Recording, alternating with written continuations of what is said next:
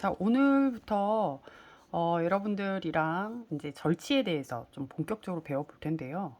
여기 종이를 제가 나눠 드렸습니다. 이 종이를 보시면 이쪽에 있는 치아가 중절치가 되겠습니다. 여기가 중절치. 우리는 배웠기 때문에 이 치아만 봐도 이게 우측 중절치인지 좌측 중절치인지를 알 수 있어야 되고요. 그리고 중절치하고 아주 비슷하게 생겼는데 조금 날씬한 아이가 있어요. 얘가 상악의 측절치입니다.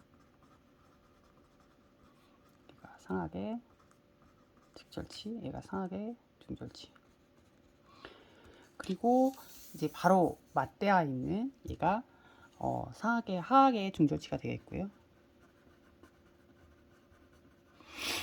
여기가 하악의 측절치입니다.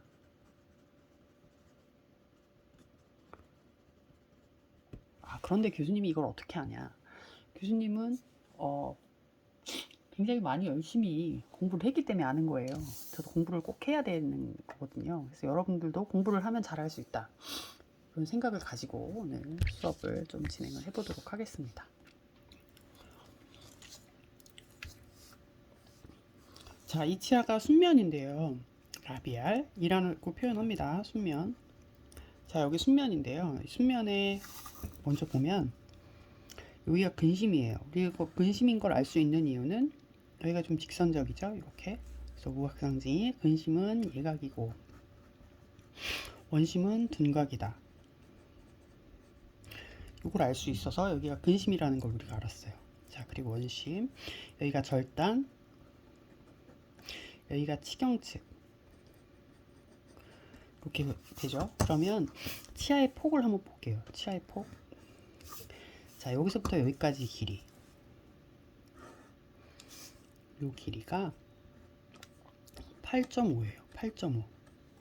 8.5.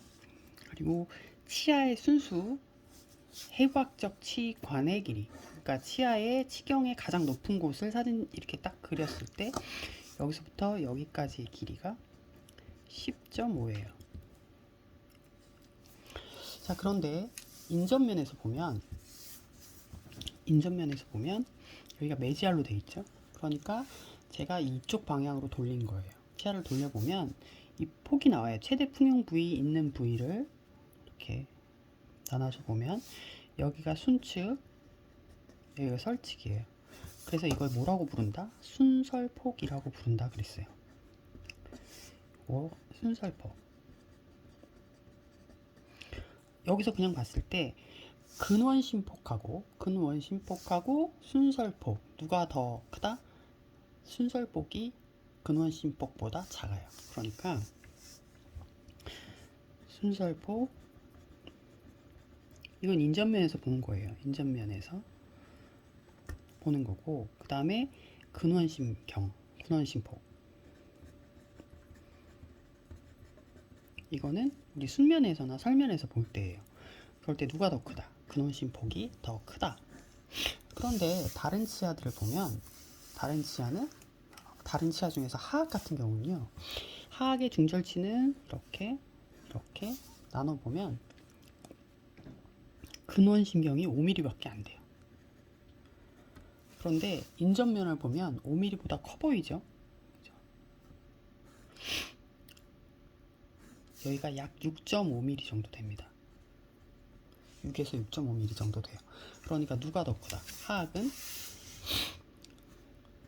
근원심경이 5mm고 순설경이 6mm니까 순설경이 크다. 차이가 있죠. 상악의 중절치는 근원심경이 더 크고 하악의 중절치는 순설폭이 더 크다. 여기가 순측이고 여기가 설측이니까 설폭이 크다. 자, 제가 중절치에 대한 구조물만 그리면 여러분들은 아마 다른 치아의 구조물을 다 그리실 수 있을 거예요. 제가 그거 말고 좀 독특한 것만 좀 설명을 드리도록 하겠습니다. 먼저 보시면 자, 이렇게 절단에 물결 무늬에 3개 정도가 나타나는데 얘 이름이 뭐라고요? 절단에 있어서 절단결절이라고 한다고 했어요. 이 절단결절의 특징은 맹출 직후에만 나타나요. 그리고 맹출 직후에만 나타나고, 또 하나는 맹출 직후 나타났다가 요거 때문에 치수각도, 치수각 해봤었잖아요. 치수각도 몇 개다? 처음에는 3개였다가 맹출 직후 마모 교모 되면 절단 결절은 소실돼요. 없어져요. 그런데 여기 요거 치수각 있잖아요. 치수각의 수는 몇 개로 변한다? 2개로 변한다. 자, 이따가 그림 여유가 생기면 거기에서 한번 보여드릴게요. 자, 그 다음에 여기에 이렇게 우둘투둘하게 지렁이 가듯 치경 3분의 1 부위에 나타난다고 했는데, 여기 치경 3분의 1 부위에 나타나는 얘 이름은 우리가 보가상선이라고 했어요.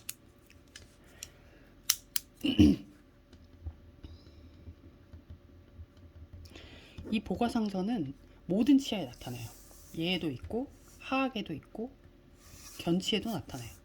측절치에도 나타나고 하악의 측절치에도 나타나요. 그 다음에 사악의 측절치에도 나타나요. 모든 치아에 나타납니다. 근데 이 중에서 보가상선이 가장 뚜렷한 건 잘 물어보진 않아요. 어찌됐든 자, 한번 더 진행을 해보겠습니다. 자, 그리고 자, 발육엽의 수 할 때 순면에서는 발육엽이 1덩이, 2덩이, 3덩이 이렇게 있죠. 그래서 1덩이, 2덩이, 3덩이 있을 때 이 1덩이에 얘를 우리가 발육엽이라고 불러요. 발육엽은 순측에 3개가 있다. 그죠? 근데 그 3개 있는 이름 우리 다 할 수 있어요. 그죠? 근심에 있어서 근심, 순측, 발육엽 이렇게 말하는 거예요. 근심, 순측, 발육엽, 중앙, 순측, 발육엽. 그 다음에 원심, 순측, 발육엽 이렇게 말해요. 그래서 근심, 순측, 발육엽, 중앙, 순측, 발육엽, 원심, 순측, 발육엽 이렇게 말해요. 이 여기서 발육엽에서 가장 튀어나온 부위를 이렇게 선으로 그을 수 있어요. 가래떡이라고 생각하면 가래떡의 가장 많이 튀어나온 자리를 선으로 그을 수 있는데, 이걸 선으로 그을 수 있으면 우리는 융선이라고 부른다고 했어요. 융선. 자, 그래서 똑같이 근심 순축 융선, 중앙 순축 융선, 원심 순축 융선이라고 부르는 겁니다. 이름이 똑같죠, 융선이랑. 그리고 이 발육엽의 가래떡을 반쪽에서 쭉쭉 쪼갤 거예요. 그러면 쪼갤 때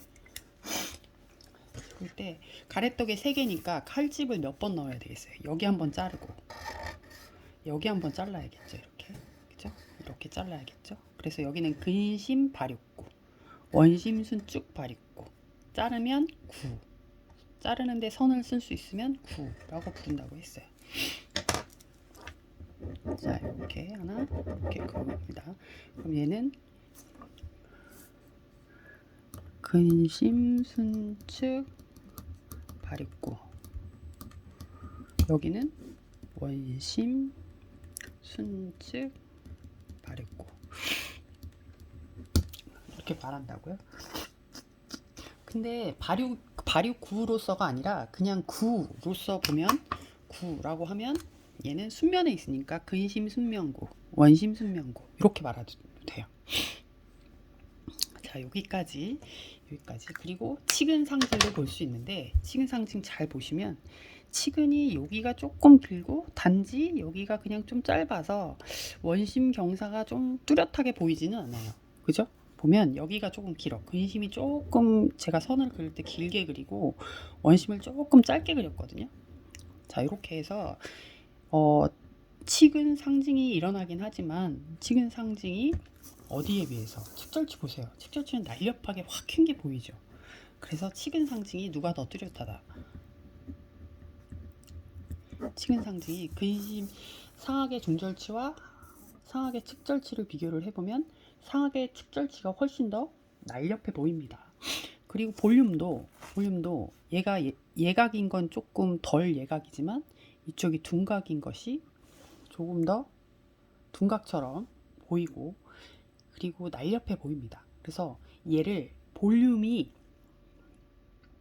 이걸 풍용도라는 말을 써요. 풍용도가 누구에 비해서? 중절치에 비해서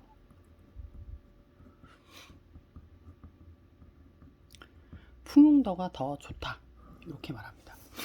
자, 상하계 중절치 아직 안 끝났기 때문에 상하계 중절치 좀 정리 조금만 더 해볼게요. 자, 그러면 설면으로 한번 가보겠습니다. 설면으로 가면요. 설면에서 대표적으로 볼 수 있는 구조물. 자, 이거 보였죠? 이거 이 구조물. 네, 얘가 설면에 있어서 튀어나오기만 했죠. 설면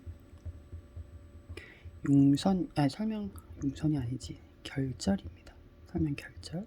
그리고 근심의 결절이, 근심의 융선이 그죠? 원심의 융선에 비해서 길어요. 그죠? 이 근심이 길고 원심이 짧아요. 우리 이거 이쪽 근심인 거 알 수 있고 원심인 거 알 수 있는데 얘가 더 깁니다. 근심이. 왜 그렇다고요? 이 설면 결절이 어디로 치우쳐 있어서? 원심으로 치우쳐 있다. 원심으로 치우쳐 있기 때문에 얘 때문에 근심 변연 융선, 이거 변연 융선이잖아요. 자, 모든 치아에 나타나는 융선 변연 융선인데 변연 융선이 근심이 원심보다 길다. 그렇죠? 그리고 융선이, 변연 융선이 딱 막아주면서 쓰레바지가 된다고요. 그래서 여기에 물을 부었었어요. 그죠? 물이 부어진 얘가 나타나는데 물이 부어진 이곳에 네, 와가 형성이 돼요. 와. 우리가 깊고도 좋으면 소와라고 하고 그보다 넓으면 와라고 말합니다. 근데 여기는 소와는 없고 와가 있고요. 그리고 이 와에 여기 설면 융선에서 이렇게 동글동글하게 되어 있지 않고 하나, 둘, 하나에서 두 개, 세 개 정도, 두세 개 정도의 이렇게 낚시하기 좋은 곳에 턱이 생기는데요. 이 턱을 우리는 극돌기라고 부른다고 했어요. 극돌기. 자, 순면에 비해서 약간 작은, 변연 융선 때문에 약간 작은 게 특징이고요. 순면이 더 크다는 거죠. 순면이 크고 설면이 조금 면적이 작습니다. 그리고 사실 순면에서도 우각상징 볼 수 있지만 설면에서도 우각상징을 볼 수 있습니다. 자, 그리고 치근상징도 볼 수 있습니다. 그런데 치근상징이 뚜렷한 거는 상악중절치가 아닙니다. 뿌리의 길이는요, 여기서부터 여기까지가 치근의 길인데 여기서부터 여기까지 치근 길이인데 치근 길이가 얘는 13mm예요. 근데 여기서부터 여기까지 치근의 길이를 재봤더니 얘도 13mm예요. 그러니까 같은 13mm인데 오히려 측절치가 더 길어 보이죠. 그래서 얘가 같은 사이즈인데도 불구하고 치근의 두께가 얇고 더 길어 보이는 특징을 가지고 있어요. 그래서 치근 상징도 더 뚜렷한 거예요. 같은 사이즈예요. 근데 치근이 가장 긴 건 얘가 아니고요. 하악의 측절치가 가장 길어요. 14mm거든요. 하악의 측절치가 가장 긴 치근이다. 자, 인전면 한번 보겠습니다. 인전면 여기가 근심이고요. 여기가 원심이에요. 근심에서 가장 뚜렷하게 볼 수 있는 이거 치경선 만곡도라고 한다고 했고요. 만곡도에서 설측과 순축을 연결하는 선의 깊이입니다. 이 깊이를 재는데 이 깊이가 3.5 정도 되고요. 원심은 이 깊이가 2.5. 그래서 이 치아의 가장 큰 치경선 만곡도가 가장 큰 치아예요. 가장 큰 치아라는 특징을 갖고 있습니다. 그리고 그 차이는 1mm가 난다. 자, 이제 바로 이제 그 절단에서 볼게요. 절단이라는 게 여기가 절단이잖아요. 여기가 절단. 절단에서 쳐다보는 거예요. 절단에서 쳐다보면 여기가 순측이고 여기가 설측이거든요. 그러면 순설경이 근원심경보다 작은 걸 볼 수 있어요. 그쵸? 그리고 이 절단이 거의 중앙에 와 있어요. 중앙에. 절단이 순설폭의 중앙에 와 있다. 근데 교수님이 이렇게 네모를 살짝 그려봤더니 여기는 좀 더 예각이고 여기는 푹 꺼졌네요. 이거 무슨 상징? 만곡 상징이 나타난다. 만곡 상징이 나타난다. 자, 그리고 여기서 또 볼 수 있는 게 결단에서 보지만 여기에 설명 결절이 있거든요. 설명 결절 때문에 이렇게 근심이 긴 변연융선, 원심이 짧은 변연융선을 볼 수 있어요. 그리고 이 절단 결절, 이제 설면 결절이 어디로? 원심으로 향해 있는 걸 우리 알 수 있었어요. 자, 이해되셨나요? 그러면 교수님이 지금 다른 건 그림을 그리지 않았어요. 그런데 교수님이 그 구글 클래스룸으로 이 문제를 보내드렸거든요. 여러분들이 그림을 보고 판단을 하시면 돼요. 그림 보시면 제가 여기가 상악 중절치, 얘가 하악의 중절치, 얘가 상악의 측절치, 얘가 하악의 측절치라고 말을 했거든요. 그 중에 문제가 있습니다. 절치의 크기 순서 보시고 한번 써보시고요. 보과상선 여러분들이 다 그 위치를 한번 그려보시고요. 변연융선을 치아 모두에서 그려봅니다. 이 치아에서 중절치만 하지 마시고 이 4개의 치아에서 변연융선을 다 그려봅니다. 그리고 우각상징 어디서 그려야 되는지 한번 그려보시고요. 만곡상징도 뚜렷하게 한번 그려보십시오. 그리고 치근상징 화살표로 한번 표시해보고요. 치경선 만곡도의 상징도 한번 차이를 봅니다. 지금 절치는 모두가 1mm 차이 나기 때문에 여러분들이 그리고 나면 확실하게 그 깊이를 차이를 아실 수 있을 거예요. 그리고 설명 결절의 위치를 한번 볼게요. 그러면 원심으로 조금 향해져 있다고 했는데 얘가 원심이 아니고 중앙에 있는 것처럼 보이는 아이가 있거든요. 그 아이가 누굴지도 한번 생각해 보세요. 그리고 절단 결절을 한번 그려보면 절단 결절이 조금 구겨진 애들이 있을 거예요. 그것도 한번 찾아보시고 극돌기가 어디에 나타나는지 극돌기 한번 찾아보시고 그리고 치수각은 치수에서 나타나는데 절단 결절이 있을 때 치수각의 수가 3개이기 때문에 그거 한번 확인을 해보시라는 거예요. 그리고 이제 여기에 여러분들의 문제가 나와 있습니다. 국가시험에서도 이렇게 21개씩 내기가 어려워요. 국가시험에 7문제 나오는데 이 중에서 분명히 몇 개는 나옵니다. 그런데 여러분들이 이 그림만 보고도 이걸 풀 수 있어요. 그래서 여러분들 수업 시간에는 이 문제를 여러분들이 그림만 보고 한번 혼자 풀어보고 그 다음에 친구와 함께 풀어보고 저와 함께 풀어보고 이렇게 진행을 하도록 하겠습니다. 그러면 내일 수업 시간에 만나겠습니다. 감사합니다.